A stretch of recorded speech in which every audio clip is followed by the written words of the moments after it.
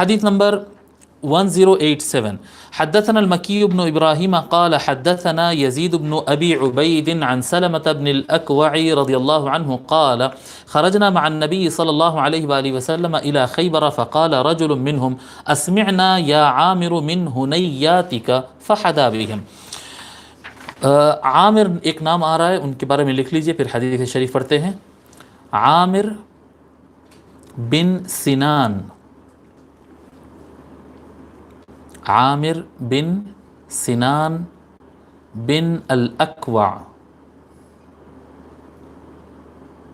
الاسلمی. یہ حضرت سلمہ بن اکوع رضی اللہ تعالیٰ عنہ کا جو نام ہم پڑھ رہے ہیں، یہ سلمہ الاکوع کے چچا ہے. یہ سلمہ بن الاکوع کا نام سلمہ بن عمر الاکوع ہے، یہ عامر ہے، یہ عامر کے بھائی عامر، یعنی ان کے الاکوع، تو یہ بن الاکوع جو کہہ رہے ہیں یہ خاندان کا نام ہے، اکوع والد کا نام نہیں، یہ خاندان کا نام ہے. تو سلمہ بن عمر الاکوع ہے وہ، یہ ان کے چچا ہے، یہ عامر بن سنان بن الاکوع الاسلمی، اور یہ صحابی ہیں. اور جنگ خیبر میں آپ کی شہادت ہو گئی. یہ جو واقعہ ہم ذکر کر رہے ہیں اسی واقعے میں، یعنی جنگ خیبر میں ہی آپ کی شہادت ہوئی. سن 7 ہجری کو جنگ خیبر ہوئی تھی، اسی میں آپ کی شہادت ہوئی.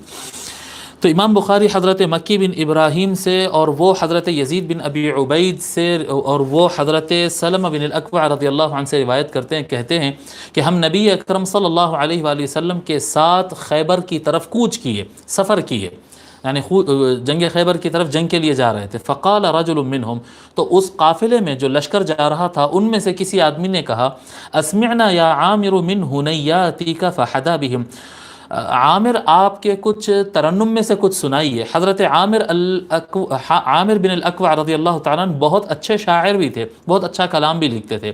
تو آپ یعنی سفر طے کرنے کے لیے طویل راستہ ہے، تو اے عامر کچھ سناؤ نا، اپنے کلام میں سے کچھ سناؤ. فحدا بہم، تو حضرت عامر رضی اللہ تعالیٰ عنہ ان کو کچھ دلچسپ اشعار سنانا کیے. فقال النبی صلی اللہ علیہ وآلہ وسلم من السائق قالوا عامر. تو حضرت عامر اب وہ سنانا شروع کیے. نبی اکرم صلی اللہ علیہ وآلہ وسلم کو آواز آئی، وہ یعنی پیچھے سے قوم کو لے کر چل رہے تھے. تو حضور صلی اللہ علیہ وسلم نے فرمایا کہ یہ جو سواریوں کو لے کر آ رہے ہیں یہ کون ہے، یہ جن کی آواز آ رہی ہے یہ کون ہے یہ؟ تو لوگ نے کہا کہ یہ عامر ہے یا رسول اللہ، عامر بن الاکوع ہے. فقال رحمہ اللہ، حضور صلی اللہ علیہ وآلہ وسلم نے فرمایا کہ عامر پر اللہ تعالیٰ کی رحمت ہو. جیسے وہ فرماتے ہیں تو پھر وہاں پر وہ اشعار وغیرہ پڑھنا ایک دم تھم جاتا اور رک جاتے ہیں. حضرت عامر رضی اللہ عنہ اور صحابہ کرام بھی جو ہے سب سننے سنانے سے رک جاتے ہیں. فقالوا یا رسول اللہ ہلا امتعتنا به، تو صحابہ عرض کرتے یا رسول اللہ آپ اور تھوڑی دیر ہم کو سن لینے دیتے، ہم اشعار سن رہے تھے، ان سے تھوڑا مزہ کر رہے تھے، آپ اجازت دے دیتے. تو فرماتے ہیں حضرت سلمہ بن الاکوع، یہ تو راستے میں ہوا، پھر اس کے بعد فرماتے ہیں جب پہنچے ہم وہاں پر اور شام ہوئی، کچھ جھڑپیں ہوئی، اس کے بعد شام ہوئی. فاصیب صبیحۃ لیلتہ، فرماتے ہیں حضرت سلمہ رضی اللہ تعالیٰ عنہ ہم رات گزارے، اور اسی رات کے بعد جو صبح آئی تو پہلے فائٹ کے اندر جب خیبر میں آمنا سامنا ہوا تو اسی دن میرے چچا حضرت عامر رضی اللہ تعالیٰ عنہ شہید ہو گئے. اور آپ کا اب یہاں پر واقعہ نہیں ہے، واقعہ میں بتاتا ہوں. فقال القوم حبط عمله قتل نفسه، یہاں پر قوم نے کیا الفاظ دیکھیے، تو قوم نے کیا کہا جب حضرت عامر رضی اللہ عنہ شہید ہو گئے تو سارے لوگ نے یہ کہنا شروع کر دیا کہ ان کے تو اعمال برباد ہو گئے، عامر کا سارا عمل برباد ہو گیا، اس نے تو اپنے آپ کو قتل کر لیا. یہ خبر پھیل گئی. اس کی وجہ کیا تھی؟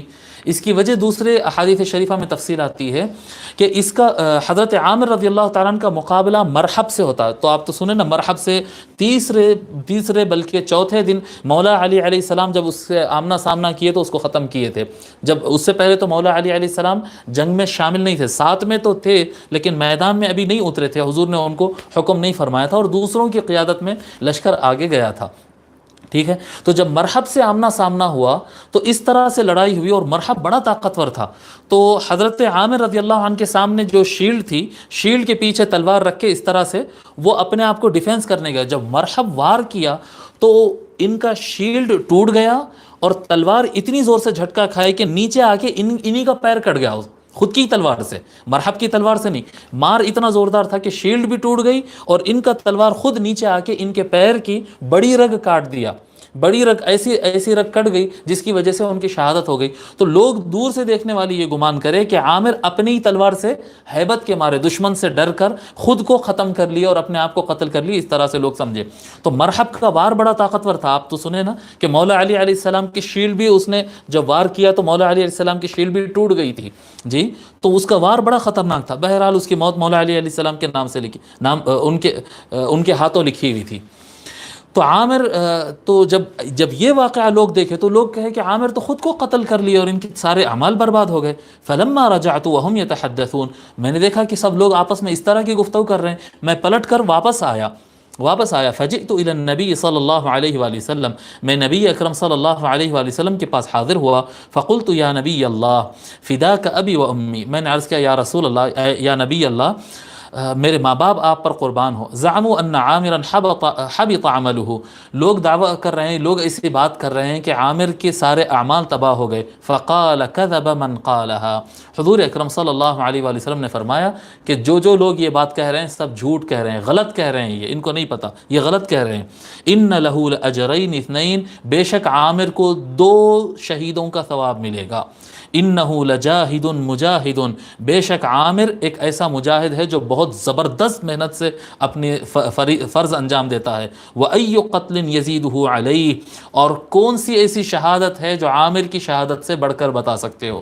کون سی ایسی شہادت ہے جو عامر کی شہادت سے بڑھ کر ہو؟ کیونکہ مسئلہ یہ تھا کہ مرحب کے سامنے کوئی جانے تیار نہیں تھا، اور حضرت عامر رضی اللہ تعالیٰ عنہ گئے، مقابلہ کیے، نہیں کر پائے، شہید ہو گئے. لیکن ہمت تو یہ تھی کہ جو دشمن کے سامنے کوئی کھڑا ہونے تیار نہیں ہو رہا تھا، وہاں پر حضرت عامر رضی اللہ تعالیٰ عنہ جا کر مقابلہ کیے.